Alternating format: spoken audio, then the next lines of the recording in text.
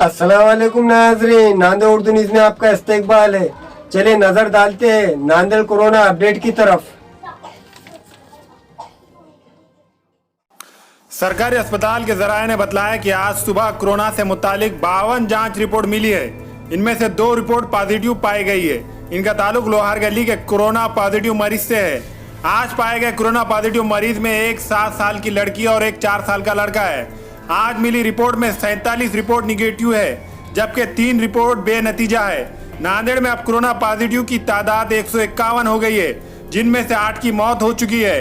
Nanded corona positive मरीजों के सेहतयाब होने का फीसद अच्छा है। कोरोना वायरस पॉजिटिव मरीजों का इलाज शहर के सरकारी अस्पताल यन्ना राय यात्री निवास, पंजाब भवन कोविड केयर सेंटर और तालुकों के अस्पताल में चल रहा है। अस्सलाम वालेकुम, मैं अखिल मिर्जा। हमें उम्मीद है कि आपको हमारा चैनल अच्छा लगता होगा। लेटेस्ट न्यूज के लिए देखते रहिए नांदेड़ उर्दू न्यूज, और न्यूज के पसंद आने पर लाइक, शेयर और सब्सक्राइब करना ना भूलें।